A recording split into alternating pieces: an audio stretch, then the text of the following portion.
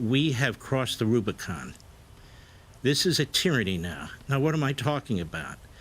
We want to talk about the niceties of the law, the elements of the law. You can't prove that. It doesn't matter. The law here is dead. They're not using the law.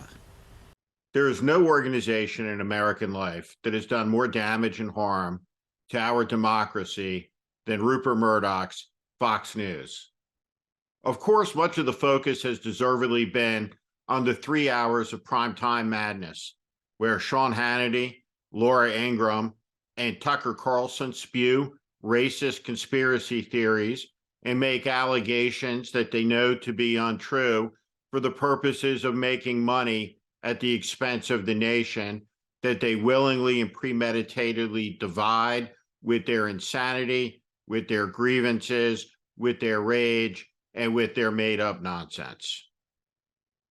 But Fox News is a sewer from dawn till dusk and then beyond into the dark of night.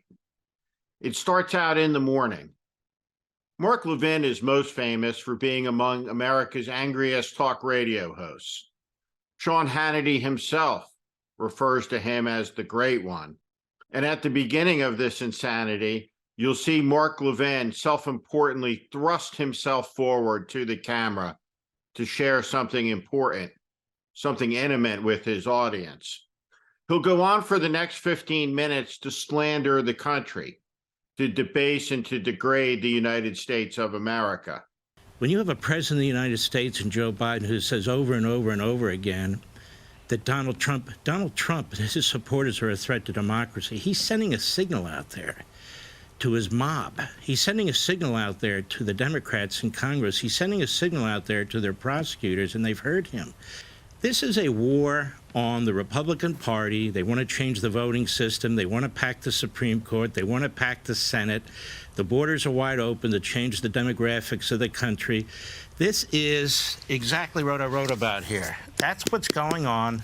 You got to be able to understand what's going on from a bigger picture.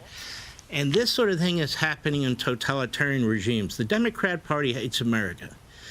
He says America is being slandered by a conspiracy of the left. He calls the Democratic Party by its slur, the Democrat Party.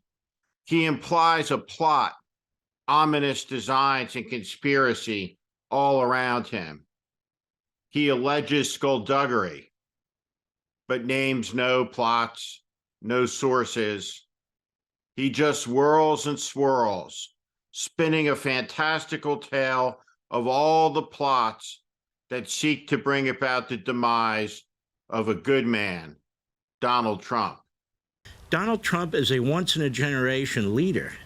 I don't care about all the static. He's a once-in-a-generation leader who actually sees what's going on, not because he's an ideologue, he's not, but because he's a businessman who looks at things like the rest of us look at things. We have Republicans who run for office, and they stay in Congress for 10, 20, 30 years, who do nothing. This man did a lot. According to Mark Levin, Donald Trump is a combination of George Washington and Alexander Hamilton, Abraham Lincoln, FDR, John Kennedy, all rolled together into one. A good man. Never mind the fact that he's in this mess because he was sleeping with the porn star while Melania was home with her son, Barron. The Democrat Party hates America.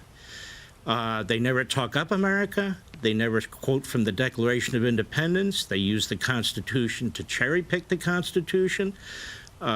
There's nothing they like about the country. They don't like the economic system of the country. And the guy that stood up against them and prevented Obama from having his third term with Hillary Clinton was Donald Trump. What's interesting is Levin talks about lawlessness. He talks about slanders on the country. He laments the fact that nobody talks about the Constitution of the United States or the Declaration of Independence anymore. But that's not exactly true. What the January 6th committee did is unmask the full dimensions of Donald Trump's plot against America, his plot to topple democracy, his insistence at remaining in power despite the will of the American voter.